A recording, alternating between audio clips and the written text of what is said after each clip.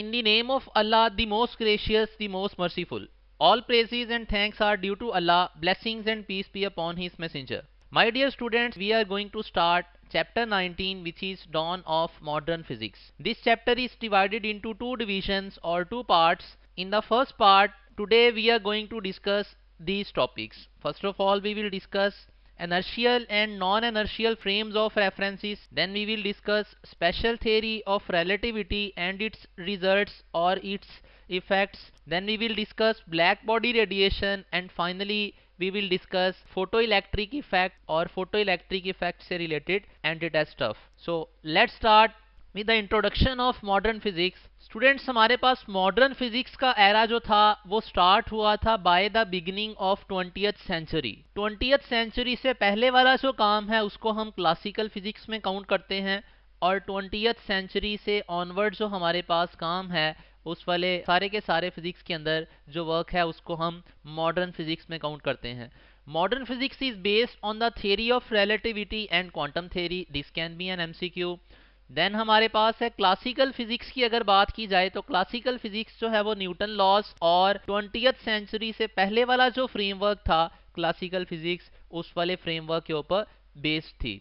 So the first topic is relative motion. Relative motion is change in the position of an object with respect to the other object is called relative motion. एक object की motion किसी दूसरे object के लिहाज से। अब हमारे पास relative motion के बारे में की पॉइंट्स हैं। First one is concept of motion या concept of rest is always relative। हम किसी भी ऑब्जेक्ट की जो मोशन या रेस्ट की स्टेट है उसके बारे में एब्सोल्युटली नहीं बोल सकते कि वो ऑब्जेक्ट जो है, एक ऑब्जेक्ट अगर मूविंग ऑब्जेक्ट है तो ऐसा जरूरी नहीं है कि वो हर किसी रेफरेंस ऑब्जेक्ट के लिहाज से मोशन में हो।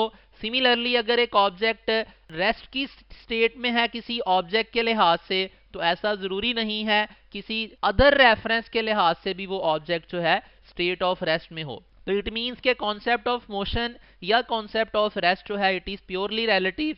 Similarly concept of direction of motion is also relative. मतलब अगर एक ऑब्जेक्ट जो है उसको हम अपवर्ड थ्रो करते हैं तो ये अपवर्ड डायरेक्शन हमारे लिए है, जो ऑब्जेक्ट जो है उसे थ्रो कर रहा है अपवर्ड डायरेक्शन में।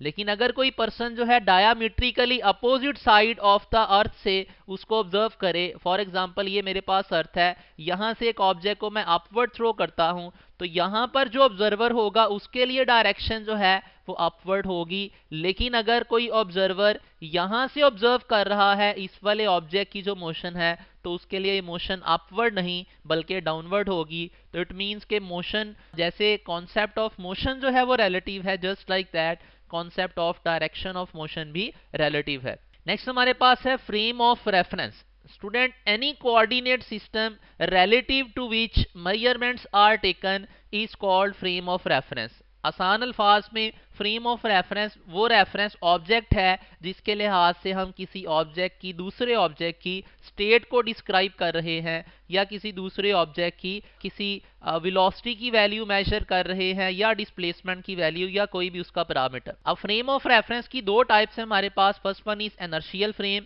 इसका दूसरा नाम नॉन एक्सेलरेटेड होता है। Second one is non inertial frame, इसका नाम जो है एक्सेलरेटेड फ्रेम ऑफ रेफरेंस भी होता है। अब इनर्शियल फ्रेम हमारे पास क्या है? It is frame of reference जिसका एक्सेलरेशन हमारे पास 0 होता है।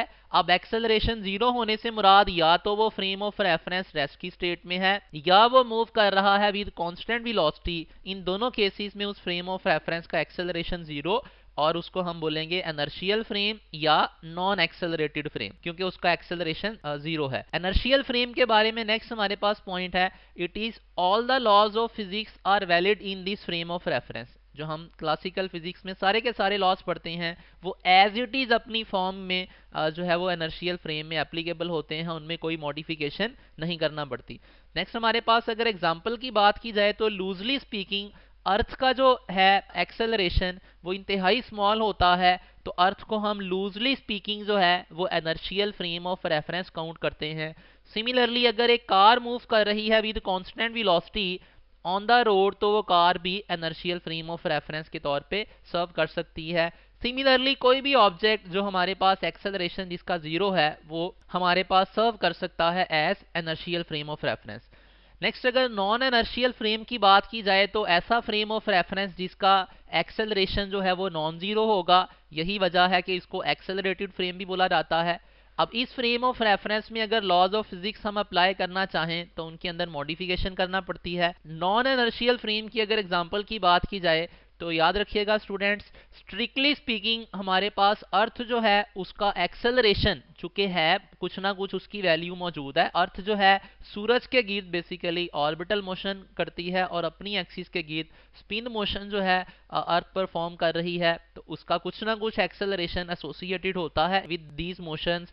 तो इसका मतलब है फिर स्ट्रिक्टली अगर पूछा जाए आपको एमसीक्यू की स्टेटमेंट के अंदर मेंशन कर दिया जाए strictly speaking earth is dash, तो उसके करस्पॉन्डिंग हमारा आंसर आएगा accelerated frame of reference. Next students हमारे पास है थ्योरी ऑफ रिलेटिविटी। अब थ्योरी ऑफ रिलेटिविटी जो है इसकी फर्दर दो हम जो है वो कैटेगरीज कर सकते हैं। First one is special theory of relativity and second one is general theory of relativity. हमारी बुक के अंदर जो है वो general theory of relativity discuss नहीं की गई, स्पेशल थ्योरी ऑफ रिलेटिविटी से रिलेटेड कुछ जो है वो डिडक्शंस और कुछ इंटरेस्टिंग जो है वो हमारे पास पॉइंट्स डिस्कस किए गए हैं। सो इसको हम डिस्कस करेंगे फर्दर। तो स्पेशल थ्योरी ऑफ रिलेटिविटी अगर वन लाइनर इसका देखा जाए, special theory of relativity is that theory of relativity which deals with the problems involving inertial frames. So this can B MCQ. Special theory of relativity में कौन से frames of references discuss किए जाते हैं।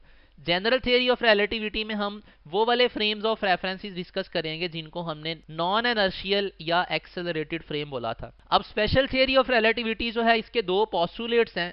First postulate is laws of physics are same in all the inertial frames. ये हम already भी पढ़ा था कि हमारे पास इनर्शियल फ्रेम्स के अंदर, चूंकि special theory of relativity inertial frames के लिए एप्लीकेबल है, तो इनर्शियल फ्रेम्स के लिए लॉज ऑफ फिजिक्स जो है वो एप्लीकेबल होते हैं। नेक्स्ट अगर हमारे पास सेकंड पोस्टुलेट देखा जाए, it is speed of light is universal constant. Speed of light जो है वो किसी भी ऑब्जर्वर के लिहाज से वो चेंज नहीं होती। स्पीड ऑफ लाइट की वैल्यू हमेशा स्पीड सी ही रहेगी। अगर कोई ऑब्जेक्ट जो है स्पीड ऑफ लाइट के कंपैरेटिवली, लेट्स अज्यूम एक कार मूव कर रही है एक पर्टिकुलर डायरेक्शन में, उससे अपोजिट डायरेक्शन में एक फोटोन ऑफ लाइट मूव कर रहा है, तो अगर आपसे रिलेटिव स्पीड पूछी जाएगी फोटोन की तो इट विल बी सी, उसके अंदर कोई मॉडिफिकेशन नहीं होगी।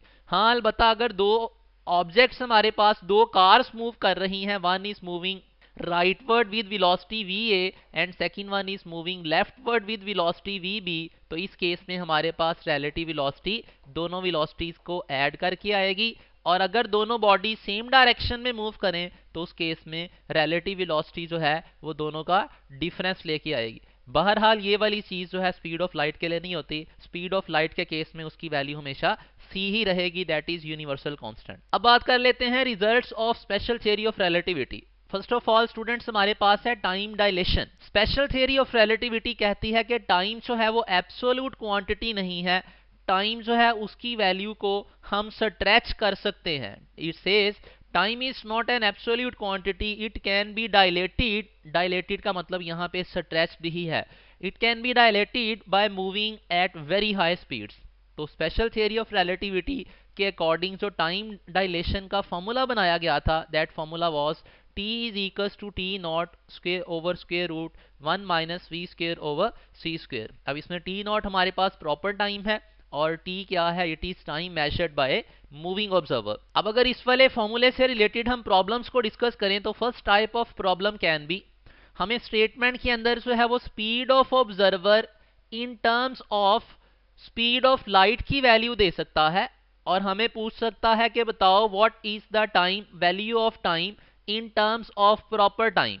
सो इस तरह की प्रॉब्लम्स को सॉल्व करने के लिए सिंपली हम क्या करेंगे, इस फॉर्मूला के अंदर v की वैल्यू पुट कर दिया करेंगे। v की वैल्यू जब c/2 पुट करेंगे तो स्क्वायर की वजह से c स्क्वायर बाय 4 बन जाएगा। इसको सिंप्लीफाई करेंगे तो ये स्क्वायर रूट हमारे पास स्क्वायर रूट के अंदर बनेगा 1 माइनस 1/4। अब 1 माइनस 1/4 जो है इसको जब एलसीएम लेके सिंप्लीफाई करेंगे तो बटे में हमारे पास बनेगा स्क्वायर रूट 3/4। इसको फर्दर हम लिख सकते हैं 2 over square root 3 multiplied by t naught। तो इस तरह की प्रॉब्लम्स की स्टूडेंट्स आप प्रैक्टिस कर सकते हैं। v की वैल्यू जो है वो c/4 लेके प्रैक्टिस कर सकते हैं। v की वैल्यू जो है वो हमारे पास c/8 लेके आप प्रैक्टिस कर सकते हैं, c/3 लेके प्रैक्टिस कर सकते हैं। तो यहाँ ये हमारे पास एक टाइप ऑफ प्रॉब्लम है related to this formula time dilation वाला। Second type of problem can be कि हमें स्टेटमेंट के अंदर वो मेंशन कर देगा कि टाइम जो है वो हमारे पास प्रॉपर टाइम से ट्वाइस है। मतलब यहाँ पे टाइम जो है हमारे पास उसकी value in terms of multiples of proper time जो है वो वैल्यू हमें प्रोवाइड कर दे और हमें पूछे अगर t की वैल्यू जो है वो 2 टाइम्स t0 है तो इसके करस्पॉन्डिंग हमारे पास स्पीड ऑफ द ऑब्जेक्ट कितनी होगी जिसके करस्पॉन्डिंग t जो है वो 2t0 बन जाएगा। तो सिंपली इसमें क्या करना है, इस फॉर्मूले में t की जगह पे हम उसकी वैल्यू पुट कर देंगे, दैट इज 2t0, एंड यहाँ पे ये वाला t0 मौजूद है, ये वाला t0 इस t0 से कैंसिल होगा, इस स्क्वायर रूट को इधर ले जाएंगे, इस वाले 2 को इस बटे के नीचे ले जाएंगे और सिंप्लीफिकेशन के बाद हमारे पास फाइनल जो आंसर बनेगा that will be v is equals to square root 3/2 multiplied by speed of light. So इसकी भी आप प्रैक्टिस कर सकते हैं टाइम की वैल्यू 3t0 लेके लाइक दैट। नेक्स्ट अगर पॉइंट देखा जाए it is when v is equals to 0, अगर ऑब्जेक्ट जो है वो रेस्ट में है तो उसके करस्पॉन्डिंग जो हमारे पास टाइम मेजर्ड है उसकी वैल्यू और प्रॉपर टाइम जो है वो दोनों एक दूसरे के बराबर हो जाएंगे। और अगर हमारे पास v जो है वो स्पीड ऑफ लाइट के बराबर हो जाए, अगर ऑब्जर्वर जो मूव कर रहा है उसकी स्पीड हमारे पास स्पीड ऑफ लाइट के बराबर हो जाए तो टाइम हमारे पास इनफाइनाइट हो जाएगा। इसी पैटर्न पे स्टूडेंट्स हम बाकी लेंथ कॉन्ट्रैक्शन को भी डिस्कस करेंगे और उसके बाद मैस जो वेरिएशन है उसको भी डिस्कस करेंगे। लेंथ कॉन्ट्रैक्शन जो है वो it is another result of special theory of relativity. It says that length can be contracted between the 2 points while moving at very high speed. Once again यहाँ पे भी सेम हमारे पास point कि length जो है वो एब्सोल्यूट क्वांटिटी नहीं है, इसको भी हम कॉन्ट्रैक्ट कर सकते हैं। टाइम को हम स्ट्रेच कर सकते हैं, डायलेट कर सकते हैं या डिले कर सकते हैं, या हम कह सकते हैं टाइम को हम स्लो डाउन कर सकते हैं। जबकि लेंथ की अगर बात की जाए तो लेंथ को कॉन्ट्रैक्ट किया जा सकता है, लेंथ की वैल्यू जो है वो डिक्रीज की जा सकती है। अब लेंथ कॉन्ट्रैक्शन का जो रिजल्ट आया हमारे पास it is L is equals to L naught into square root 1 minus V square over C square. यहाँ पे L नॉट उसी तरह से हमारे पास प्रॉपर लेंथ होगी और L हमारे पास जो है लेंथ जो ऑब्जर्व कर रहे हैं हम while in the state of motion. अब हमारे पास लेंथ कॉन्ट्रैक्शन के बारे में की पॉइंट याद रखिएगा स्टूडेंट्स, एमसीक्यू में पूछा जा सकता है कि लेंथ कॉन्ट्रैक्शन सिर्फ तब ऑब्जर्व की जाती है जब हम लेंथ कॉन्ट्रैक्शन जो है उसको एनालाइज कर रहे हों parallel to the direction of motion. तो parallel to the direction of motion length contraction का फिनोमिना ऑब्जर्व किया जा सकता है। लेकिन अगर लेंथ कॉन्ट्रैक्शन को perpendicular to the direction of motion analyse करने की कोशिश की जाए तो याद रखिएगा उस केस में लेंथ जो है उसके अंदर कॉन्ट्रैक्शन नहीं आती, उस केस में length as it is same रहती है। अब इस फॉर्मूला से रिलेटेड प्रॉब्लम उसी तरह से हमें v की value in terms of c दे दे और हमसे पूछ ले लेंथ की वैल्यू जो है वो क्या होगी इन terms of L not that is proper length. तो इसको भी हम उसी तरह से सॉल्व करेंगे तो फाइनल हमारे पास आंसर आ जाएगा। इस तरह के प्रॉब्लम्स की भी आप प्रैक्टिस कर सकते हैं, v की वैल्यू c/2 लेके प्रैक्टिस कर लें एंड सो ऑन। नेक्स्ट हमारे पास पॉइंट है it is when v is equals to 0 L will be equals to L not and when v is equals to हमारे पास c, यहाँ पे हमारे पास आएगा v is equals to c। जब स्पीड ऑफ लाइट से हम मूव करेंगे तो हमारे पास लेंथ कॉन्ट्रैक्ट होके 0 हो जाएगी। नेक्स्ट स्टूडेंट्स हमारे पास है मैस वेरिएशन। अब मैस वेरिएशन में हम स्पेशल थ्योरी ऑफ रिलेटिविटी ये कहती है जब ऑब्जेक्ट्स जो हैं वो मूव करते हैं एट वेरी हाई स्पीड तो उनका जो मैस है वो रेस्ट मैस से, उनकी जो स्टेट ऑफ रेस्ट में उनका मैस था उस रेस्ट मैस से उनका मैस ज़्यादा हो जाता है। सो मैस इंक्रीमेंट का जो formula special theory of relativity के अकॉर्डिंग आया that was m is equals to just like हमारे पास वो टाइम डायलेशन का फॉर्मूला था, जस्ट लाइक ये वाला फॉर्मूला है। अब इस फॉर्मूला से रिलेटेड भी जैसे हमने टाइम डायलेशन में जो है वो दो तरह की प्रॉब्लम्स की प्रैक्टिस की, उसी तरह की प्रॉब्लम यहाँ पे मौजूद है। स्पीड की value in terms of speed of light देके हमें मैस की वैल्यू पूछी जा सकती है। सो इसकी हम प्रैक्टिस करेंगे v की वैल्यू c/4 लेके, v की वैल्यू c/3 लेके। नेक्स्ट हमें मैस की वैल्यू जो है वो in terms of rest mass, m not यहाँ पे रेस्ट मैस है, in terms of rest mass देके हमें v पूछा जा सकता है। तो इसमें भी हम सॉल्व करेंगे, m की जगह पे 2m नॉट पुट कर देंगे, m नॉट दोनों साइड्स पे कैंसिल हो जाएगा, इस वाले डिनोमिनेटर को लेफ्ट हैंड साइड पे ले जाएंगे और 2 को राइट हैंड साइड पे। फाइनल सिंप्लीफिकेशन के बाद आंसर हमारे पास स्क्वायर रूट 3/2c बन जाएगा। नेक्स्ट हमारे पास अगर जो है ऑब्जेक्ट एट रेस्ट वाली स्टेट में हो तो उस केस में हमारे पास मास जो है वो it will be equals to the rest mass. लेकिन अगर ऑब्जेक्ट मूव कर रहा हो with speed equals to speed of light, उस केस में हमारे पास मास जो है वो अनडिफाइंड हो जाता है, मास इन्फिनिटी हो जाता है। अब अगर ऑब्जेक्ट स्पीड ऑफ लाइट से मूव करे तो उसका मास जब इन्फिनिटी होगा तो इस वाले फॉर्मूले के अकॉर्डिंग हमारे पास जब मास की इन्फिनिटी वैल्यू पुट करेंगे तो हमारे पास जो फोर्स आएगी उसकी वैल्यू भी इन्फिनिटी होगी। इसका मतलब ये होगा अगर एक ऑब्जेक्ट जिसका मास इन्फिनिटी है उसको मूव करवाने के लिए जो फोर्स चाहिए होगी उस फोर्स की वैल्यू भी इन्फिनिटी होगी। अब अगर उस फोर्स की वैल्यू इन्फिनिटी है तो हमारे पास चूंकि ऐसा कोई सोर्स मौजूद नहीं है जो इनफाइनाइट फोर्स प्रोड्यूस कर सके, इसका मतलब ये हुआ कि फिर V is equals to C जो है वो अचीव करना इम्पॉसिबल होगा। इसके करस्पॉन्डिंग चूंकि M जो है वो अनडिफाइंड बन रहा है। नेक्स्ट हमारे पास है एनर्जी मैस रिलेशन। आइंस्टाइन ने बोला था कि मैस और एनर्जी जो है वो इंटर कन्वर्टेबल एंटिटीज हैं, दोनों को आपस में इंटर कन्वर्ट किया जा सकता है। और उसने जो है वो स्टेट किया था और रिलेट किया था एनर्जी और मैस को कि E is equals to mc²। यहाँ पे m जो है वो ऑब्जेक्ट का मैस है एंड c क्या है, it is speed of light. अगर इस वाली इक्वेशन को अप्लाई किया जाए स्टेट ऑफ रेस्ट के केस में, अगर एक ऑब्जेक्ट रेस्ट में है, ऑब्जेक्ट की जो रेस्ट वाली स्टेट है उसमें हम मैस को नाम देते हैं रेस्ट मैस, तो रेस्ट मैस के करस्पॉन्डिंग जो एनर्जी है लेट से उसको नाम दे देते हैं E0। तो हमारे पास रेस्ट मैस के करस्पॉन्डिंग एनर्जी का फॉर्मूला बन जाएगा m0 इंटू c²। और जब ऑब्जेक्ट मूव करता है तो उस केस में हमारे पास जो मैस है उसको हम m से रिप्रेजेंट करते हैं, सो उस केस में जो एनर्जी आएगी दैट विल बी mc²। चूंकि हमारे पास मूविंग केस में मैस की वैल्यू ज़्यादा होती है as compare to rest mass, तो दोनों जब हम इक्वेशंस का डिफरेंस लेंगे हमारे पास आएगा m minus m0 into c²। This is the speed of light, ये स्मॉल c² है। यहां से अगर हम डेल्टा m को एनालाइज करना चाहें तो डेल्टा m इक्वल्स टू आ रहा है डेल्टा E ओवर c²। अब यहाँ पे स्टूडेंट्स हमारे पास पॉइंट आता है, चूंकि c की वैल्यू जो है डेल्टा E की वैल्यू जो है वो c की निस्बत इंतहाई स्मॉल होगी। ये डेल्टा E क्या है, it is the change in energy. तो ये चेंज इन एनर्जी की डेल्टा E की वैल्यू जो है वो c और बटे में एक्चुअली c नहीं c का स्क्वायर आ रहा है। और c² की वैल्यू अगर हम देखें c² is 9 into 10 to raise power 16 metre पर सेकेंड। मीटर स्क्वायर यूनिट्स को इग्नोर कर दें, इसकी वैल्यू देखें तो it is 9 into 10 to raise power 16। और अगर आप न्यूमिनेटर की बात करें this value is very very small as compare to c²। तो इसका मतलब है जब एक वेरी स्मॉल वैल्यू को एक वेरी लार्ज नंबर से डिवाइड करेंगे तो डेल्टा m की वैल्यू जो है वो अप्रॉक्सीमेटली 0 आएगी। डेल्टा m अप्रॉक्सीमेटली 0 आने से मुराद m की वैल्यू जो है वो m0 रेस्ट मैस और मूविंग मैस दोनों की वैल्यूज सेम आएंगी। और ये रियल लाइफ में होता भी ऐसे ही है कि रियल लाइफ में हमारे पास चूंकि ऑब्जेक्ट्स जो हैं वो इतनी फास्ट स्पीड पे मूव नहीं करते, लाइट की स्पीड की निस्बत नेग्लिजिबल स्पीड से मूव करते हैं, तो उनका जो है मूविंग मैस और रेस्ट मैस जो है रियल लाइफ के अंदर वो सेम ही होता है।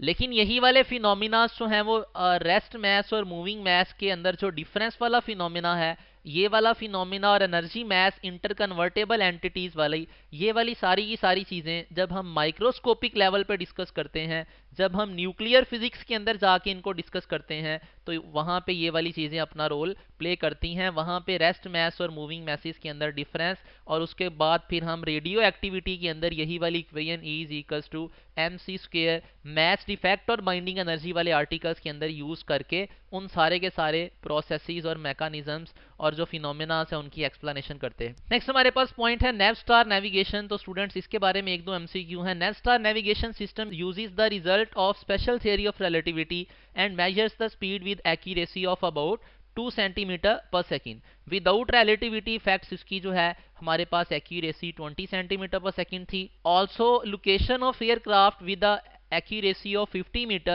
without relativity effects it was 760 metre. तो आप ये एमसीक्यू याद करेंगे कि with special theory of relativity उसके इफेक्ट्स को इंक्लूड करके और उसको एक्सक्लूड करके हमारे पास जो रिजल्ट्स आते थे वो स्टैट्स हमने याद करनी। अब एमसीक्यूज की अगर बात की जाए, at what speed the mass of object will be doubled. तो मास ऑफ ऑब्जेक्ट डबल की यहाँ पे जो है हमसे पूछा गया। ये डबल मास ऑफ ऑब्जेक्ट को हमने यहाँ पे स्टडी भी किया था।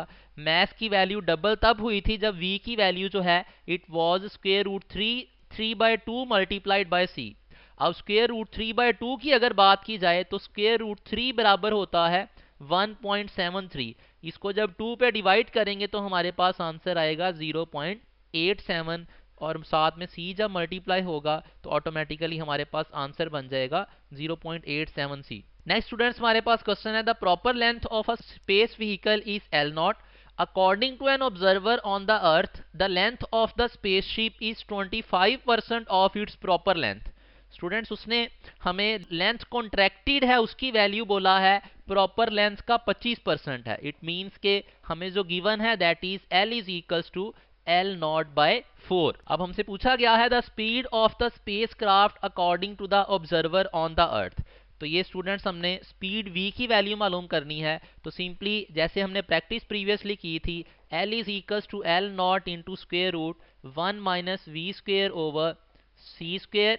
यहाँ पे L की जगह पे L0/4 पुट कर दें, is equals to L0 into 1 minus v square over c square. ये L0 दोनों साइड्स पे कैंसिल हो जाएगा। अगर हम दोनों साइड्स पे स्क्वेयर ले लें तो हमारे पास बनेगा 1/16 is equals to 1 minus v square over c square. यहाँ से v square over c square को लेफ्ट साइड पे, 1/16 को राइट साइड पे शिफ्ट करें तो सिंप्लीफिकेशन के बाद हमारे पास बनेगा v square over c square is equals to 15/16। यहाँ से अगर v की वैल्यू निकाली जाए तो v आ जाएगा square root 15 divided by 16 multiplied by c। अब ये वाला आंसर यहाँ पे मौजूद नहीं है तो हमारे पास आंसर बन जाएगा none of this. Next students हमारे पास टॉपिक है black body radiation. It is not black radiation, it is black body radiation. अब अगर एक ब्लैक बॉडी की बात की जाए तो a perfect black body is that which is an ideal absorber of the radiation as well as it is an ideal radiator of the radiation. मतलब कहने से मुराद, अगर एक ऑब्जेक्ट जो है वो ब्लैक बॉडी के तौर पे हम उसको जो है वो यूज कर रहे हैं तो उस ऑब्जेक्ट के अंदर ये एबिलिटी होनी चाहिए कि उसके ऊपर जितनी भी रेडिएशंस हम इंसिडेंट करें वो सारी की सारी रेडिएशंस एब्जॉर्ब करे और फिर जब सूटेबल कंडीशंस हों तो उनके करस्पॉन्डिंग जब एक्सटर्नल टेम्परेचर जो है और उस ब्लैक बॉडी का टेम्परेचर के दरमियान डिफरेंस हो तो वो सारी की सारी रेडिएशंस जो उसने एब्जॉर्ब की थी वो सारी की सारी रेडिएशंस एमिट भी कर दे। तो परफेक्ट ब्लैक बॉडी या आइडियल ब्लैक बॉडी जो है उसके पास ये दोनों प्रॉपर्टीज होती हैं। सो अगर हम ब्लैक बॉडी के बारे में फर्दर की पॉइंट्स देखें तो next is absorption coefficient of the perfect black body is always 1। मतलब इसका है कि ब्लैक बॉडी जो है उसके ऊपर जितनी भी रेडिएशंस हम इंसिडेंट करेंगे वो सारी की सारी एब्जॉर्ब कर लेगी। नेक्स्ट पॉइंट है at low temperatures black body emits longer radiations of longer wavelength. Low temperatures पे जो रेडिएशंस एमिट होंगी उनकी वेवलेंथ लॉन्गर होगी। वेवलेंथ लॉन्गर से मुराद होगा फ्रीक्वेंसी स्मॉलर होगी, क्योंकि हमारे पास वेवलेंथ का रिलेशन फ्रीक्वेंसी के साथ इनवर्स है। तो अगर हमें एमसीक्यू में इस तरह से पूछ ले कि लो टेम्परेचर पे कौन सी फ्रीक्वेंसीज वाली रेडिएशन एमिट होती हैं तो वेवलेंथ लॉन्गर होती है लो फ्रीक्वेंसीज लो टेम्परेचर्स पे और फ्रीक्वेंसी की वैल्यू जो है हमारे पास वो शॉर्टर होगी, स्मॉलर होगी। नेक्स्ट अगर ह्यूमन बॉडी की बात की जाए तो ह्यूमन बॉडी का टेम्परेचर चूंकि 37 डिग्री सेल्सियस होता है अप्रॉक्सीमेटली, तो स्टूडेंट्स ह्यूमन बॉडी और रूम टेम्परेचर हमें पता है इससे आमतौर पे कम 25 डिग्री सेल्सियस लिया जाता है। तो इसके करस्पॉन्डिंग ह्यूमन बॉडी जब रेडिएशन एमिट करती है इलेक्ट्रोमैग्नेटिक रेडिएशन स्पेक्ट्रम में फॉल करती हैं इंफ्रारेड रीजन के अंदर और वेवलेंथ की वैल्यू टिपिकली 9.35 माइक्रोमीटर होती है। ये भी एमसीक्यू वाइज याद कीजिएगा। नेक्स्ट ब्लैक बॉडी रेडिएशन के बारे में लूमर और प्रिंगशेम इन्होंने जो एक्सपेरिमेंट किया था उस एक्सपेरिमेंट के चंद एक फैक्ट्स और उनके रिजल्ट्स डिस्कस कर लेते हैं। लूमर और प्रिंगशेम जो एक्सपेरिमेंट था उसमें उन्होंने ब्लैक बॉडी रेडिएशन से एमिट होने वाली जो रेडिएशंस थी उनका स्पेक्ट्रम जो है उसको प्लॉट करने की कोशिश की थी और ग्राफ प्लॉट किया गया था इंटेंसिटी वर्सेस वेवलेंथ। तो ग्राफ जो प्लॉट किया गया था वो ग्राफ हमारे पास यहाँ पे 3-4 डिफरेंट टेम्परेचर पे मौजूद है। इन सारे टेम्परेचर्स के ऊपर ग्राफ की अगर ओवरऑल शेप देखी जाए तो ग्राफ क्या है, एक कर्व आ रही है। ग्राफ सारे के सारे शेप मिलती जुलती है। फर्क क्या आ रहा है सारे ग्राफ्स में कि peak value of the graph जो है वो थोड़ा ऊपर नीचे शिफ्ट हो रही है। बाकी इस वाले ग्राफ से रिलेटेड हमारे पास इंटरेस्टिंग फैक्ट्स थे, जो इंटरेस्टिंग रिजल्ट्स आए थे, वो हमारे पास यहाँ पे मौजूद हैं। First one is at a given temperature energy is not uniformly distributed. So ये भी एमसीक्यू में पूछा जा सकता है कि ब्लैक बॉडी रेडिएशन से जो हमारे पास रेडिएशन स्पेक्ट्रम आता है उसमें एनर्जी जो है वो कैसे डिस्ट्रीब्यूटेड होती है। It is non uniform distribution. Next हमारे पास पॉइंट आता है lambda max multiplied by T. यहाँ पे टी क्या है, it is the temperature. Lambda max multiplied by T is equals to Wien's constant और उसकी वैल्यू हमारे पास होती है 2.9 इंटू 10 टू रेज पावर -3। अब इस लैम्डा मैक्स का मतलब है lambda max is the wavelength corresponding to the maximum intensity. For example अगर मैं इस ग्राफ की बात करूं जो कि T is equals to 1650 kelvin पे प्लॉट किया गया है, इस ग्राफ का पीक वाला पॉइंट है ये वाला। इस पीक पॉइंट के बिल्कुल नीचे यहाँ पे जो भी लैम्डा की वैल्यू होगी उस लैम्डा की वैल्यू को मैं नाम दूंगा इट इज लैम्डा मैक्स। इसका मतलब ये नहीं है कि ये वेवलेंथ की मैक्सिमम वैल्यू है, इसका मतलब है कि it is that wavelength corresponding to which intensity is maximum. क्योंकि इस ग्राफ के अंदर वेवलेंथ तो फर्दर भी हमारे पास इस वैल्यू से ज्यादा वैल्यूज भी इस डायरेक्शन में मौजूद हैं, लेकिन इस लैम्डा मैक्स का मतलब है it is the wavelength corresponding to maximum intensity. तो सेकंड हमारे पास जो रिजल्ट आया था दैट वाज कि मैक्सिमम वेवलेंथ और टेम्परेचर की प्रोडक्ट जो थी दैट वाज कांस्टेंट। उस कांस्टेंट का नाम वेन कांस्टेंट है। अब इस रिलेशन से रिलेटेड भी हमें न्यूमेरिकल टाइप एमसीक्यू पूछे जा सकते हैं। टेम्परेचर की वैल्यू मेंशन करके लैम्डा मैक्स पूछा जा सकता है and vice versa.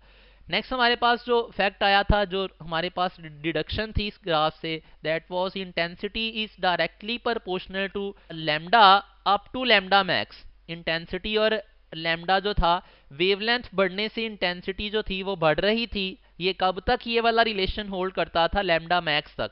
After lambda max क्या हो गया था, दोनों का रिलेशन इनवर्स हो गया था। ये वाली चीज भी यहाँ पे हम ग्राफ से एनालाइज कर सकते हैं कि अगर इसी वाले ग्राफ 1650 वाले टेम्परेचर वाले ग्राफ की ही बात की जाए तो इस ग्राफ के अंदर हमारे पास यहाँ पे ग्राफ राइजिंग कर्व है जब तक हम लैम्डा मैक्स तक जाते हैं। लैम्डा मैक्स के बाद क्या हो रहा है, इंटेंसिटी डिक्रीज करना शुरू होगी जैसे जैसे फर्दर वेवलेंथ बढ़ रही है। तो ये हमारे पास रिजल्ट आ गया जी।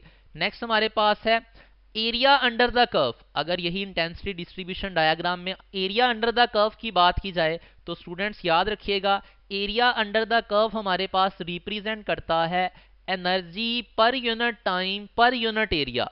इस चीज को हम नाम देते हैं एनर्जी इंटेंसिटी। ग्राफ के अंदर जो चीज प्लॉट की गई है वो पावर इंटेंसिटी है। यहाँ पे एरिया जो हमें प्रोवाइड करेगा that will B energy intensity, और इसको हम E से रिप्रेजेंट करेंगे। और इस E का रिलेशन अगर टेम्परेचर के साथ देखा जाए तो E का रिलेशन टेम्परेचर के साथ था, E was equals to sigma multiplied by T raise to the power, यहाँ पे 2 नहीं है, यहाँ पे 4 है। This is the relation, E is equals to sigma into T raise to the power 4। मतलब energy per unit time per unit area is directly proportional to 4th power of the temperature. मतलब अगर यहाँ पे MCQ हम MCQ wise analyse करना चाहें तो अगर ब्लैक बॉडी का टेम्परेचर वो कहते हैं हमने डबल कर दिया, तो टेम्परेचर डबल करने से जो energy per unit time per unit area है उसकी वैल्यू कैसे इफेक्ट होगी। टेम्परेचर डबल किया तो 2 की पावर 4 टाइम्स जो है वो हमारे पास E जो है वो चेंज होगी, जिसका मतलब है हमारे पास E की वैल्यू 16 टाइम्स हो जाएगी। यहाँ पे सिग्मा जो है वो हमारे पास स्टीफन्स कांस्टेंट है, इसकी वैल्यू भी आप याद करेंगे। अब एमसीक्यू देख लेते हैं ब्लैक बॉडी से related. First one is by doubling the temperature of black body. तो टेम्परेचर डबल करने से स्टूडेंट्स हमारे पास लैम्डा मैक्स पे क्या फर्क पड़ेगा, इस रिलेशन के अकॉर्डिंग टेम्परेचर डबल करेंगे तो लैम्डा मैक्स क्या हो जाएगा, हाफ हो जाएगा। नेक्स्ट हमारे पास if the temperature of a black body is half, temperature अगर हाफ करें तो energy radiated per second per square, यहाँ पे स्क्वायर वाटर नहीं है स्क्वायर मीटर है, दिस इज स्क्वायर मीटर। तो energy radiated per second per square metre becomes, तो इसमें हमारे पास आंसर जो है टेम्परेचर की वैल्यू अगर हाफ करेंगे तो इस रिलेशन के according E is equals to sigma T raise to the power 4, जब टेम्परेचर हाफ करेंगे तो 1/2 की पावर 4 टाइम्स ई की वैल्यू चेंज होगी, और ई डैश का जो आंसर आएगा इट विल बी 1/2 की पावर 4 लेंगे तो इट विल बी 1/16, तो हमारे पास यहाँ पे आंसर बन जाएगा 1/16। नेक्स्ट स्टूडेंट्स हमारे पास टॉपिक है ब्लैक बॉडी रेडिएशन से जो स्पेक्ट्रम अचीव हुआ था, उस ब्लैक बॉडी रेडिएशन के स्पेक्ट्रम की एक्सप्लेनेशन जो थी वो इलेक्ट्रोमैग्नेटिक वेव थ्योरी जो है वो सक्सेसफुली उसकी एक्सप्लेनेशन नहीं कर सकी थी। तो उसको सक्सेसफुली फिर एक्सप्लेन किया था प्लांक ने। हमारे पास इसको डिस्कस कर लेते हैं, प्लांक्स की अजम्पशन क्या थी और उसने क्या क्या फिर फाइनल रिजल्ट्स बनाए। First point is energy from a black body is radiated in the form of discrete packets, जिसको प्लांक ने नाम दिया था क्वांटास का। तो उसने कहा था एनर्जी जो है वो एमिट होती है in the form of a small packets, जिनको उसने क्वांटास बोला था, rather than as a continuous wave. Secondly उसने बोला था is quanta possesses a particular frequency F and a particular energy, जिस फ्रीक्वेंसी और एनर्जी का जो रिलेशन था that was E is equals to H F, ये प्लांक ने रिलेशन दिया था। और यहां से हमारे पास एनर्जी का और फ्रीक्वेंसी का रिलेशन था, energy was directly proportional to F. Students यहाँ पे ये भी याद रखिएगा, प्रीवियसली जो हमने फॉर्मूला लिखा था E is equals to sigma T raise to the power 4, उस फॉर्मूला में ये E एनर्जी नहीं थी, ये energy per unit time per unit area थी, लेकिन यहाँ पे ये वाला E जो है इट इज एनर्जी। और प्लांक्स कांस्टेंट की वैल्यू की अगर बात की जाए it is 6.63 into 10 to raise power minus 34 joule into second, यहाँ पे ये हमारे पास प्लांक कांस्टेंट की वैल्यू। और सेकंड पॉइंट, अगर प्लांक्स कांस्टेंट के बारे में एमसीक्यू वाइज देखा जाए तो याद रखिएगा प्लांक्स कांस्टेंट है same units as that of angular momentum. अब आइंस्टाइन ने एक्सटेंड किया था प्लांक्स का आइडिया और उसने पोस्टुलेट किया था दैट टाइनी पार्टिकल्स और bundles of energy are integral part of the radiation and can not be subdivided. He named the quantas as photon, और उसने फर्दर अपनी E is equals to mc square वाली equation, energy mass interconversion वाली equation से जो है वो energy, frequency और मोमेंटम को यूं रिलेट किया था। E was equals to, ये हमारे पास रिलेशन था, E was equals to mc square, इसमें हम इसको लिख सकते हैं E is equals to mc multiplied by c, ये मैस और स्पीड की प्रोडक्ट बन जाएगी मोमेंटम, तो एनर्जी बराबर आ जाएगी मोमेंटम इंटू सी। यहाँ से हमारे पास एनर्जी का रिलेशन मोमेंटम के साथ आ गया। इसी में अगर हम E इज इक्वल्स टू, हम इसको एक्सप्रेस फर्दर करें तो हमारे पास E आ जाएगा एच सी ओवर लैम्डा, यहाँ पे हमारे पास एनर्जी और वेवलेंथ का रिलेशन बन गया। सिमिलरली मोमेंटम का रिलेशन अगर हम यूज करके ये वाला एच ओवर लैम्डा, मोमेंटम का रिलेशन विद वेवलेंथ देखें वो भी आ गया। तो इन शॉर्ट हमारे पास एनर्जी, फ्रीक्वेंसी और मोमेंटम आपस में डायरेक्टली प्रोपोर्शनल थे, और हमारे पास ये सारी चीजें वेवलेंथ के इनवर्सली प्रोपोर्शनल थी। नेक्स्ट स्टूडेंट्स हमारे पास जो है चंद एक शॉर्टकट्स हैं जो हम याद करेंगे अगर हमें न्यूमेरिकल टाइप प्रॉब्लम दे दे। E is equals to H F वाले फॉर्मूले से related, E is equals to H C over lambda वाले फॉर्मूले से रिलेटेड, हमारे पास P is equals to H over lambda वाले फॉर्मूले से रिलेटेड, वो शॉर्टकट्स देख लेते हैं। फर्स्ट ऑफ ऑल, अगर हमारे पास स्टेटमेंट में पूछा हो वैल्यू ऑफ एनर्जी और हमें सिर्फ प्रोवाइड कर दी जाए वेवलेंथ ऑफ द फोटोन या वेवलेंथ ऑफ रेडिएशन प्रोवाइड कर दी जाए और हमें पूछा जाए उसकी एनर्जी क्या है, और ऑप्शंस के अंदर जो यूनिट्स एनर्जी के हों वो यूनिट्स हमारे पास हों जूल, तो स्टूडेंट्स उसका शॉर्टकट क्या है? उसका शॉर्टकट यहाँ पे बेसिकली ये एच सी की वैल्यू पुट करके ही उसको कैलकुलेट किया गया है। एच सी की वैल्यू जब आप मल्टीप्लाई करेंगे, आप इसको वेरीफाई भी करिएगा लाजमी, उसकी वैल्यू आएगी 1.98 into 10 to raise power minus 25, इसको अप्रॉक्सीमेटली हम 2 into 10 to raise power minus 25 लिख लेंगे डिवाइडेड बाय लैम्डा। अब जो भी स्टेटमेंट में लैम्डा की वैल्यू दी होगी हमने सिर्फ वो लैम्डा की वैल्यू यहाँ पुट करनी है। लैम्डा की वैल्यू पुट करेंगे तो हमारे पास यहाँ पे एनर्जी की वैल्यू आ जाएगी। नेक्स्ट अगर मोमेंटम देखा जाए, मोमेंटम चूंकि h ओवर लैम्डा होता है, इसको फर्दर हम एच एफ ओवर सी भी लिख सकते हैं। अब यहाँ पे h और c की अगर वैल्यू पुट कर ली जाए, यहाँ पे h और c की वैल्यू पुट कर ली जाए तो दोनों की रेशो से हमारे पास जो नंबर बनता है, जो मल्टीप्लायर बनता है, उसकी वैल्यू ये है। इसको अगर फ्रीक्वेंसी से मल्टीप्लाई करें तो हमारे पास मोमेंटम आ जाया करेगा। तो अगर हमें फ्रीक्वेंसी ऑफ रेडिएशन दे दे और हमें पूछे मोमेंटम ऑफ पार्टिकल, तो हम ये वाला रिलेशन यूज करेंगे।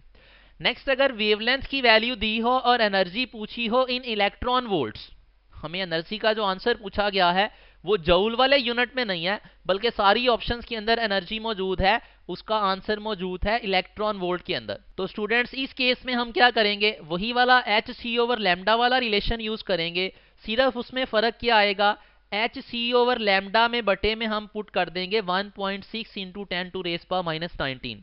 तो जब ये वाली सिंप्लीफिकेशन करेंगे तो ऑटोमेटिकली हमारे पास क्या यूनिट्स बन जाएंगे, इलेक्ट्रॉन वोल्ट में। तो यहां से एच सी की वैल्यू पुट करने के बाद जो फाइनल रिलेशन बनता है, एनर्जी की वैल्यू इलेक्ट्रॉन वोल्ट्स में आएगी। सिंपली हमने क्या करना है, इस वाले नंबर को 1.24 इंटू 10⁻⁻6 इसको डिवाइड करना है लैम्डा के साथ। तो जो भी लैम्डा की वैल्यू दी गई है उस लैम्डा की वैल्यू को पुट करें, ऑटोमेटिकली हमारे पास 1.24 मल्टीप्लाई बाय 10⁻⁻6 को डिवाइड करें लैम्डा से, हमारे पास जो आंसर आएगा that will be in electron volt. Next point हमारे पास particle nature of photon dominate करती है, ये भी एमसीक्यू की पर्सपेक्टिव से याद रखिएगा। पार्टिकल नेचर स्टूडेंट्स तब डोमिनेट करती है जब एनर्जी जो है वो 1 मेगा इलेक्ट्रॉन वोल्ट के करीब करीब हो। इसका ये हरगिज मतलब नहीं है कि एग्जैक्ट इतनी एनर्जी हो तभी पार्टिकल नेचर डोमिनेट करेगी। मतलब है कि 1 मेगा इलेक्ट्रॉन वोल्ट के अगर करीब करीब एनर्जी है फोटोन की, तो वो उसकी जो नेचर है वो पार्टिकल नेचर डोमिनेट करती है। फॉर एग्जांपल गैमा रेज की बात कर लेते हैं, उनकी एनर्जी इसी एनर्जी वैल्यू के करीब करीब होती है, तो उसकी हम कहेंगे पार्टिकल नेचर डोमिनेट करती है आमतौर पे। नेक्स्ट हमारे पास अगर वेव नेचर की बात की जाए तो वेव नेचर डोमिनेट करती है जब एनर्जी जो है वो क्लोज टू 10⁻⁻10 इलेक्ट्रॉन वोल्ट के करीब हो, और ये वाली एनर्जी में हमारे पास जो रेडिएशंस मौजूद हैं वो रेडिएशंस रेडियो वेव्स वाली हैं। तो ये भी याद रखिएगा, अगर 10⁻⁻10 के करीब हमारे पास एनर्जी है तो उसके करस्पॉन्डिंग। जी स्टूडेंट्स, नेक्स्ट हमारे पास इलेक्ट्रोमैग्नेटिक रेडिएशन स्पेक्ट्रम है। इस रेडिएशन स्पेक्ट्रम में हमने ये जो रीजन्स हैं गैमा रेज, एक्स रेज, इनकी तरतीब याद करनी है। इसमें लेफ्ट टू राइट अगर मूव करते हुए देखें तो लेफ्ट टू राइट मूव करते हुए हमारे पास फ्रीक्वेंसी डिक्रीज करेगी, एनर्जी डिक्रीज करेगी, मोमेंटम डिक्रीज करेगा, जबकि वेवलेंथ की value left to right move करते हुए इंक्रीज करेगी, और वाइस वर्सा वेवलेंथ की वैल्यू जो है वो डिक्रीज करेगी, एनर्जी, फ्रीक्वेंसी और मोमेंटम इंक्रीज करेंगे। अब इस स्पेक्ट्रम में वैल्यूज याद नहीं करनी, सिंपली इनकी जो है सीक्वेंस याद करना है, और इस सीक्वेंस से रिलेटेड हमें एमसीक्यूज में पूछा जा सकता है। लाइक हमें पूछा जा सकता है कि विच of the following is a true pattern of increasing energy of electromagnetic radiation. तो उसमें हमें हर ऑप्शन में कोई 3-3 रीजन्स मेंशन किए होंगे, तो हमें एमसीक्यू इंक्रीजिंग एनर्जी का ऑर्डर पूछा जा सकता है, इंक्रीजिंग मोमेंटम का, इंक्रीजिंग फ्रीक्वेंसी का, या इंक्रीजिंग वेवलेंथ का। तो उसके करस्पॉन्डिंग हम ये सीक्वेंस याद करेंगे। लेकिन अगर पर्टिकुलरली विजिबल रीजन की बात की जाए तो विजिबल रीजन की स्टूडेंट्स आप स्टैट्स याद करेंगे। विजिबल रीजन की वेवलेंथ रेंज 400 नैनोमीटर से 750 नैनोमीटर तक है। अगर फ्रीक्वेंसी रेंज की बात की जाए तो वो 7.5 इंटू 10⁻14 हर्ट्स से लेके 4.2 इंटू 10⁻14 हर्ट्स तक है। और सिमिलरली अगर एनर्जी रेंज की बात की जाए तो एनर्जी रेंज मिनिमम हमारे पास 1.7 इलेक्ट्रॉन वोल्ट और मैक्सिमम हमारे पास 3.1 इलेक्ट्रॉन वोल्ट। अब विजिबल रीजन के अंदर हमारे पास वो 7 कलर्स हैं जिनको हम वीब गॉयर से लिखते हैं। इसमें हमारे पास रेड कलर की वेवलेंथ मैक्सिमम होती है, ये 700 नैनोमीटर रेड वाले कलर को एसोसिएट करेगा, लिंक करेगा, और वॉयलेट कलर की वेवलेंथ जो है वो मिनिमम होती है। सिमिलरली अगर एनर्जी की बात की जाए तो रेड कलर की वेवलेंथ चुके मैक्सिमम, तो इसकी जो एनर्जी होगी वो मिनिमम होगी, और अगर हम वॉयलेट कलर की बात करें इसकी वेवलेंथ चुके मिनिमम है तो इसकी एनर्जी जो है वो मैक्सिमम होगी। नेक्स्ट एमसीक्यूज कुछ देख लेते हैं। First one is what is the energy of a photon of wavelength 1240 nanometre. अब स्टूडेंट्स अगर आप ऑप्शंस इस वाले एमसीक्यू में देखें, सारी की सारी ऑप्शंस हमें गिवन है इलेक्ट्रॉन वोल्ट वाले यूनिट में। तो हमने जो शॉर्टकट बनाया था प्रीवियसली कि अगर हमें इलेक्ट्रॉन वोल्ट में एनर्जी पूछी जाए तो हमारे पास एनर्जी बनेगी 1.24, ये वाला relation 1.24 into 10⁻⁻6 divided by lambda, और साथ में यूनिट्स एनर्जी के इलेक्ट्रॉन वोल्ट आएंगे। तो अगर इस वाले रिलेशन को यूज किया जाए, एनर्जी हमारे पास है 1.24 इंटू 10⁻⁻6 डिवाइडेड बाय वेवलेंथ की वैल्यू। वेवलेंथ की वैल्यू हमारे पास है 1240। 1240 को मैं लिख सकता हूं 1.24 इंटू 10⁻3। तो चूंकि इस वैल्यू के साथ नैनोमीटर भी लिखा हुआ है तो नैनो की जगह पे हमारे पास आ जाएगा इंटू 10⁻⁻9।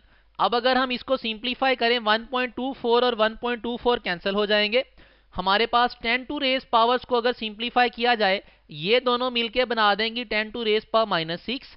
10 टू रेज पावर -6 भी ऊपर नीचे कैंसिल हो जाएगा, तो हमारे पास आंसर बन जाएगा 1 इलेक्ट्रॉन वोल्ट। तो यहाँ पे आंसर आ जाएगा, it will be alpha which is 1 electron volt. Next हमारे पास क्वेश्चन है, the momentum of a photon of frequency 10 to raise power 20 hertz. अब अगर फ्रीक्वेंसी की वैल्यू दी हो तो इसके करस्पॉन्डिंग हमने बताना है मोमेंटम की वैल्यू। तो स्टूडेंट्स हमारे पास मोमेंटम वाला जो शॉर्टकट था जिसमें फ्रीक्वेंसी हमें दी होती थी, वो हमारे पास था momentum is equals to this relation 2.2 multiplied by 10 to raise power -42 into frequency. इस रिलेशन में सिंपली अगर frequency 10 to raise power 20 put करें तो 10 टू रेज पर 20 और 10 टू रेज पर -42 दोनों सिंप्लीफाई होके जो आंसर बनाएंगी that will be 2.2 into 10 to raise power -22। Again answer हमारे पास क्या आ जाएगा यहाँ पे, बीटा। नेक्स्ट टॉपिक हमारे पास स्टूडेंट्स है interaction of matter with radiation. अब interaction of matter with radiation में हम particle nature of the photons discuss करते हैं, और पार्टिकल नेचर ऑफ फोटॉन से रिलेटेड हमारे पास 3 फिनोमिना हमारी बुक में डिस्कस किए गए हैं। First one is photo electric effect. इसमें एनर्जी कंडीशन याद रखिएगा students, energy of the photon अगर 0.51 मेगा इलेक्ट्रॉन वोल्ट से कम हो तो जो प्रोसेस डोमिनेटली होगा वो प्रोसेस फोटो इलेक्ट्रिक इफेक्ट होगा।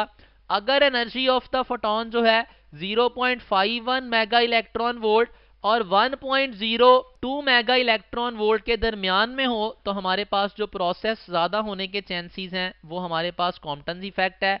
नेक्स्ट अगर एनर्जी हमारे पास 1.02 से ग्रेटर या उसके इक्वल हो तो प्रोसेस जो डोमिनेटली होगा that will B pair production. तो फोटो इलेक्ट्रिक इफेक्ट को पहले डिस्कस कर लेते हैं। Photo electric effect is emission of the electron by a metal when it is exposed to photons of suitable frequency।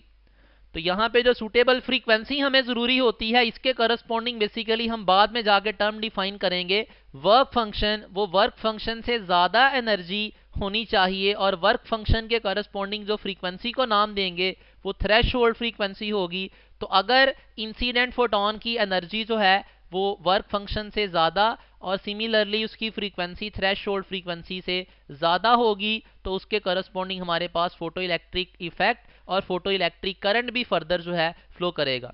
तो फर्स्ट पॉइंट अगर हमारे पास यहाँ पे key point regarding photo electric effect देखा जाए, first one is photo electric effect is the reverse process of X ray production.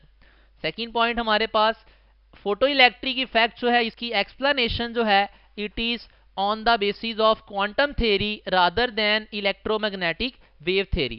Third one is हमारे पास फोटो इलेक्ट्रिक इफेक्ट जो है, फोटो इलेक्ट्रिक इफेक्ट लाइट की या फोटॉन्स की पार्टिकल नेचर को प्रूव करता है, ये पहले भी हमने डिस्कस किया। एंड नेक्स्ट हमारे पास है photo electric effect is based on law of conservation of energy. ये स्टूडेंट्स हमारे पास जो है वो सर्किट डायग्राम है, इसके अंदर हम देख सकते हैं। लेट्स सी ये मेरे पास एक फोटो सेल है, इस फोटो सेल के अंदर मेरे पास ये वाला जो कर्वी इलेक्ट्रोड है दिस इज द कैथोड, और यहाँ पे ये जो डॉट लाइक जो कि प्रैक्टिकली एक सिलेंड्रिकल रॉड लाइक इलेक्ट्रोड होता है विच इज एनोड, इनको मैंने सर्किट में यूं कनेक्ट किया कि एनोड जो है वो हाई पोटेंशियल के साथ कनेक्टेड है, कैथोड जो है वो लो पोटेंशियल के साथ कनेक्टेड है। अब जब इस वाले फोटो सेल के ऊपर, it is not photodiode it is photocell, इस वाले फोटो सेल के ऊपर फोटोन ऑफ लाइट इंसिडेंट करेंगे of suitable frequency and energy, तो यहाँ से कैथोड से इलेक्ट्रॉन्स की एमिशन होगी। उन इलेक्ट्रॉन्स को फोटो इलेक्ट्रॉन्स नाम दिया जाता है और उन इलेक्ट्रॉन्स की वजह से सर्किट में जो करंट फ्लो करेगा that will be named as photoelectric current. अब स्टूडेंट्स नेक्स्ट पॉइंट हमारे पास फोटो इलेक्ट्रिक इफेक्ट्स के रिगार्डिंग याद रखिएगा। फोटो इलेक्ट्रिक इफेक्ट जो रीजन इलेक्ट्रोमैग्नेटिक रेडिएशन स्पेक्ट्रम में जो रीजन ज्यादा सूटेबली देता है दैट इज यूवी रीजन। इसके अलावा विजिबल रीजन भी फोटो इलेक्ट्रिक इफेक्ट देता है, इंफ्रारेड भी देता है, लेकिन ज्यादा सूटेबली जो रीजन है फोटो इलेक्ट्रिक इफेक्ट में काउंट होता है दैट इज यूवी रीजन। और अगर थ्रेशोल्ड फ्रीक्वेंसी की बात की जाए, जैसा कि मैंने पहले डिस्कस किया था, threshold frequency is the minimum frequency जिस फ्रीक्वेंसी से कम अगर फोटोन हमारे पास इंसिडेंट करें कैथोड पे तो कोई इलेक्ट्रॉन की एमिशन नहीं होगी। नेक्स्ट हमारे पास की पॉइंट आता है जी स्टॉपिंग पोटेंशियल। तो student stopping potential is the negative potential required to stop the electrons of maximum kinetic energy. इसका अगर मैथमेटिकल रिलेशन देखना चाहें तो स्टॉपिंग पोटेंशियल और काइनेटिक एनर्जी मैक्सिमम का रिलेशन ये वाला याद करेंगे हम। इस वाले रिलेशन से रिलेटेड हमें एमसीक्यू वाइज पूछा जा सकता है कि काइनेटिक एनर्जी मैक्सिमम जो है अगर डबल कर दी जाए स्टॉपिंग पोटेंशियल पे क्या फ़र्क पड़ेगा, लाइक दैट। अगर हमें स्टॉपिंग पोटेंशियल की वैल्यू दे दी जाए, हमसे पूछा जा सकता है what will be maximum kinetic energy, तो सिंपली हम स्टॉपिंग पोटेंशियल को E की value, E is the charge on electron, दोनों को मल्टीप्लाई कर देंगे, हमारे पास आ जाएगी। अगर यहाँ पे काइनेटिक एनर्जी की जगह पे हम उसकी definition half M V square put कर दें, तो हाफ एम वी स्क्वेयर, चूंकि यहाँ पे काइनेटिक एनर्जी मैक्सिमम है तो वेलोसिटी भी मैक्सिमम होगी मेरे पास, तो यहाँ पे half M V square put करके अगर v की वैल्यू निकालें तो v का रिलेशन भी हमने याद करना है, it is square root V naught E over M. Next अगर हम स्टूडेंट्स देखना चाहें effect of intensity on the number of electrons on the photoelectric current on the kinetic energy maximum and stopping potential, तो याद रखिएगा intensity of radiation जो है change करने से नंबर ऑफ इलेक्ट्रॉन्स की तादाद जो है उसी प्रोपोर्शन से चेंज होती है, और नंबर ऑफ इलेक्ट्रॉन्स अगर बढ़ेंगे या कम होंगे तो उसके करस्पॉन्डिंग फोटो इलेक्ट्रिक करंट भी उसी प्रोपोर्शन से चेंज होगा। लेकिन यहाँ पे काइनेटिक एनर्जी मैक्सिमम और स्टॉपिंग पोटेंशियल जो हैं उनके बारे में याद रखिएगा, they are independent of intensity. मतलब इंटेंसिटी की वैल्यू अगर बढ़ाएं तो फोटो इलेक्ट्रिक करंट जो है वो बढ़ता है, लेकिन इंटेंसिटी की वैल्यू बढ़ाने से काइनेटिक एनर्जी या स्टॉपिंग पोटेंशियल कांस्टेंट रहते हैं। तो ये वाले ग्राफ से हम ये भी एनालाइज कर सकते हैं, अगर हमारे पास दो डिफरेंट इंटेंसिटीज वाले हम फोटोन इंसिडेंट करवाते हैं किसी कैथोड के ऊपर, I2 की वैल्यू अगर I1 से ग्रेटर एज्यूम कर ली जाए तो हमारे पास जो फोटो इलेक्ट्रिक करंट होगा इस वाली पॉजिटिव वाली साइड पे जो फोटो इलेक्ट्रिक करंट होगा I2 वाली इंटेंसिटी के corresponding that will be greater as compare to the photoelectric current in case of the intensity I1। लेकिन अगर हम इस वाली नेगेटिव साइड पे देखें तो दोनों केसेस में हमारे पास जो स्टॉपिंग पोटेंशियल है स्टूडेंट्स उसकी वैल्यू सेम रहती है। नेक्स्ट हमारे पास है इफेक्ट ऑफ फ्रीक्वेंसी। तो फ्रीक्वेंसी के बारे में याद रखिएगा, फोटो इलेक्ट्रिक करंट जो है वो हमारे पास फ्रीक्वेंसी से इंडिपेंडेंट होता है। फ्रीक्वेंसी अगर चेंज करेंगे फोटोन की तो फोटो इलेक्ट्रिक करंट पे कोई फर्क नहीं पड़ेगा। लेकिन अगर फ्रीक्वेंसी की बात करें तो frequency, stopping potential, kinetic energy maximum, इन तीनों का आपस में डायरेक्ट रिलेशन है। मतलब अगर फ्रीक्वेंसी की वैल्यू बढ़ाएंगे तो हमारे पास स्टॉपिंग पोटेंशियल भी बढ़ेगा, काइनेटिक एनर्जी मैक्सिमम भी बढ़ेगी। इस वाले ग्राफ से हम देख सकते हैं F2 फ्रीक्वेंसी जो है वो F1 से ज़्यादा है, तो F2 फ्रीक्वेंसी के करस्पॉन्डिंग हमारे पास स्टॉपिंग पोटेंशियल भी ज़्यादा है। लेकिन अगर इस वाली साइड पे देखें तो चाहे फ्रीक्वेंसी F2 है चाहे F1 है, दोनों फोटॉन्स की चूंकि इंटेंसिटी हमने सेम एज्यूम की हुई है तो दोनों के करस्पॉन्डिंग हमारे पास जो करंट है photo electric that current is same.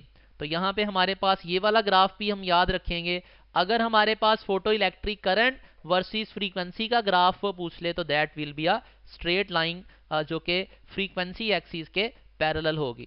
Next important results from the photo electric effect. First of all, electrons are emitted with different energies, this is first point. सारे के सारे इलेक्ट्रॉन्स की एनर्जी मैक्सिमम काइनेटिक एनर्जी नहीं होती, सारों की energy different होगी, उनमें से सबसे ज्यादा जो एनर्जी होगी kinetic that will be named as maximum kinetic energy. Below threshold frequency no emission occurs, this is the second point, ये हमने डेफिनेशन में भी डिस्कस किया था और थ्रेशोल्ड फ्रीक्वेंसी की डेफिनेशन में भी कि थ्रेशोल्ड फ्रीक्वेंसी से कम फ्रीक्वेंसी पे फोटो इलेक्ट्रॉन्स एमिट नहीं होते।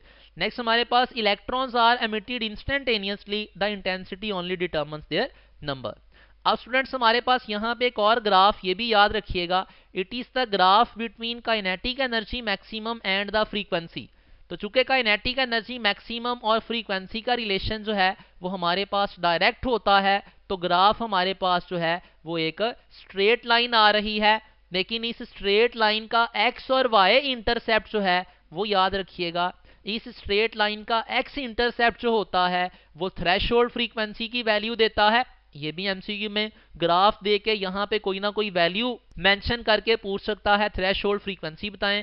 सिमिलरली इस ग्राफ का जो वाई इंटरसेप्ट है, मतलब जिस पॉइंट पे ये ग्राफ वाई एक्सिस को कट करेगा, याद रखिएगा वो पॉइंट जो है हमें वर्क फंक्शन की वैल्यू, फाई यहाँ पे क्या है वर्क फंक्शन है, उसकी वैल्यू प्रोवाइड करता है। और अगर इस ग्राफ की स्लोप की बात की जाए तो इस ग्राफ की जो स्लोप होगी that will be delta of Y, variable Y axis पे काइनेटिक एनर्जी मैक्सिमम है, divided by delta of X, variable X axis पे क्या है, फ्रीक्वेंसी है। तो जब एनर्जी और फ्रीक्वेंसी की रेशो लेंगे हमारे पास क्या आ जाएगा, प्लांक्स कांस्टेंट आ जाएगा। नेक्स्ट हमारे पास explanation of photo electric effect देख लेते हैं quickly on the basis of quantum theory. अब इसमें हमारे पास सबसे पहले आ जाएगी Einstein photoelectric equation. Einstein ने बोला था कि हमारे पास जो एनर्जी ऑफ द फोटोन है minus the work function, this work function is that energy जो मेटल जो है वो एब्जॉर्ब करेगी वाइल एमिटिंग द इलेक्ट्रॉन। मतलब आसान अल्फाज में जो इलेक्ट्रॉन एमिट करवाने के लिए जो मेटल ने टैक्स वसूल करना है ये वो वाली एनर्जी है। तो energy of incident photon minus work function, इन दोनों एनर्जीज का जो डिफरेंस होगा ये बन जाएगी maximum kinetic energy of the photoelectrons. So इसी रिलेशन में हम एनर्जी को HF की फॉर्म में एक्सप्रेस करके इस वाली फॉर्म में भी याद करेंगे, इसको इस फॉर्म में भी याद किया जा सकता है, और काइनेटिक एनर्जी मैक्सिमम की जगह हम V0E भी पुट करके इस रिलेशन को भी याद रखेंगे। तो अगर हमें कोई न्यूमेरिकल टाइप MCQ में कोई डाटा दे दिया जाए तो जिस रिलेशन के अकॉर्डिंगली हमें सूटेबल डाटा मिलेगा हम उसके करस्पॉन्डिंग जो अननोन पैरामीटर होगा वो मालूम कर लेंगे। तो इस आइंस्टाइन फोटो इलेक्ट्रिक इक्वेशन से रिलेटेड हमारे पास पॉइंट, अगर हमारे पास स्टूडेंट्स F की वैल्यू F0 के बराबर हो, मतलब इंसिडेंट फोटोन की जो फ्रीक्वेंसी है वो एग्जैक्टली थ्रेशोल्ड फ्रीक्वेंसी के बराबर हो, तो याद रखिएगा इस केस में फोटो इलेक्ट्रॉन्स एमिट जरूर होते हैं, मतलब फोटो इलेक्ट्रिक इफेक्ट जरूर होता है, लेकिन इस केस में जो इलेक्ट्रॉन्स एमिट होंगे उनकी काइनेटिक एनर्जी मैक्सिमम भी जीरो होगी और उसके करस्पॉन्डिंग जो फोटो इलेक्ट्रिक करंट होगा उसकी वैल्यू भी जीरो होगी। तो मतलब कहने का जब फ्रीक्वेंसी जो है वो एग्जैक्टली थ्रेशोल्ड फ्रीक्वेंसी के बराबर हो उसके करस्पॉन्डिंग हमारे पास करंट जो है वो फ्लो नहीं करता, काइनेटिक एनर्जी की वैल्यू जीरो होती है, लेकिन फोटो इलेक्ट्रॉन्स एमिट जरूर होते हैं। नेक्स्ट अगर देखा जाए काइनेटिक एनर्जी का relation with energy of photon and frequency, तो मैक्सिमम काइनेटिक एनर्जी जो है वो डायरेक्टली प्रोपोर्शनल होगी energy of the photon as well as frequency, ये ऑलरेडी भी डिस्कस किया हमने। और काइनेटिक एनर्जी मैक्सिमम का रिलेशन अगर वर्क फंक्शन से देखा जाए और थ्रेशोल्ड फ्रीक्वेंसी से देखा जाए तो वो क्या है, इनवर्स है। नेक्स्ट पॉइंट है हमारे पास, अगर फाई की वैल्यू, जो कि फाई क्या है यहाँ पे वर्क फंक्शन है, और इस वर्क फंक्शन की वैल्यू देखी जाए ये किस किस चीज पे डिपेंड करती है, तो याद रखिएगा work function only depend on the metal of the cathode. And last point from this Einstein photoelectric equation, students याद रखिएगा जो फोटो सेल के अंदर जब हम प्रैक्टिकली कैथोड की मेटल डिस्कस करते हैं तो याद रखिएगा सोडियम और पोटाशियम को एज अ कैथोड यूज करेंगे, तो ये वाले कैथोड्स जो हैं वो रेडिएशंस की एमिशन इंफ्रारेड रीजन के लिए दे देते हैं। अगर हम बात करें सीजियम कोटेड ऑक्सीडाइज्ड सिल्वर की, तो ये वाला हमारे पास caesium coated oxidised silver sodium और पोटाशियम विजिबल रीजन के लिए देते हैं। सीजियम कोटेड ऑक्सीडाइज्ड सिल्वर जो है वो इंफ्रारेड रीजन के लिए देता है, और सम अदर मेटल्स जो हैं वो अल्ट्रावायलेट रीजन के लिए फोटो इलेक्ट्रिक इफेक्ट का फिनोमेना देंगी। अब क्विकली चंद एक एमसीक्यूज डिस्कस कर लेते हैं। First one is two rays fall on two similar metal plates, हमारे पास जो मेटल प्लेट्स हैं वो सिमिलर हैं। Two rays fall on two similar metal plates such that one is red and other is blue. तो student एक radiation red है हमारे पास, दूसरी क्या है, ब्लू है। वी नो दैट के रेड की एनर्जी कम होती है, ब्लू की एनर्जी ज्यादा होती है। कहता है which of the following curve is for blue and which one is for red respectively if they have same intensities, दोनों की इंटेंसिटी सेम है। अब पूछ रहा है इनमें से ए वाली और बी वाली जो कर्व्स हैं हमारे पास, इनमें कौन सी रेड के लिए है, कौन सी ब्लू के लिए है। तो स्टूडेंट्स चूंकि हमारे पास रेड की एनर्जी कम होती है तो वो वाली कर्व, जिस कर्व में स्टॉपिंग पोटेंशियल की वैल्यू कम होगी, वो वाली जो कर्व होगी that will B for red. इसका मतलब है बी वाली जो कर्व होगी ये रेड के लिए होगी, क्योंकि रेड की एनर्जी कम, अगर एनर्जी ऑफ फोटोन कम तो स्टॉपिंग पोटेंशियल भी कम होता है। तो इसका मतलब है हमारे पास फिर बी वाली जो कर्व होगी it will B for red, और ए वाली कर्व में चूंकि स्टॉपिंग पोटेंशियल ज्यादा है तो ए वाली कर्व जो है ये किसकी होगी, it will B for blue. तो हमारे पास करेक्ट आंसर आएगा डेल्टा। नेक्स्ट हमारे पास है which scientist discovered the photo electric effect and who got Nobel Prize on which theory on explaining the photoelectric effect respectively। तो हमारे पास जो है फोटो इलेक्ट्रिक इफेक्ट की डिस्कवरी जो है वो याद रखिएगा हर्ट्स ने की थी, और इस फोटो इलेक्ट्रिक इफेक्ट को अगर बात की जाए एक्सप्लेनेशन तो आइंस्टाइन ने की थी, और किस बेसिस पे की थी, on the basis of quantum theory. This is information based MCQ. Next हमारे पास क्वेश्चन है which of the following graph is true between maximum kinetic energy of photo electrons to the frequency of incident photon. तो ये graph भी हमने discuss किया था। ये ग्राफ जो है ओरिजिन से पास करती हुई स्ट्रेट लाइन नहीं होती, बल्कि ये स्ट्रेट लाइन होती है विद सम एक्स इंटरसेप्ट, जिसको हम थ्रेशोल्ड फ्रीक्वेंसी का नाम देते थे। नेक्स्ट हमारे पास क्वेश्चन है for a metal plate a even ultraviolet rays fail to produce photo electric effect, it is due to the reason. अब अगर अल्ट्रावायलेट रेज भी फेल हो जाती हैं ये वाला फोटो इलेक्ट्रिक इफेक्ट देने के लिए, तो हमारे पास इसकी वजह क्या हो सकती है। Alpha option is work function is greater than the energy of the UV photon. This is correct. अगर वर्क फंक्शन यूवी फोटोन की एनर्जी से ज्यादा होगा तो एमिशन नहीं हो सकेगी। Second is intensity of UV, this is wrong. Third one is work function is less than, अगर लेस होगा तो फिर तो फोटो एमिशन लाजमी होगी।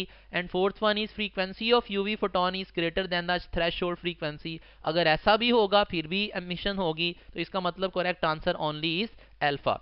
नेक्स्ट स्टूडेंट्स हमारे पास है to produce photo electric effect frequency of incident photon F must be. तो फ्रीक्वेंसी जो है वो greater than equals to threshold frequency होगी, तो फोटो एमिशन होगी।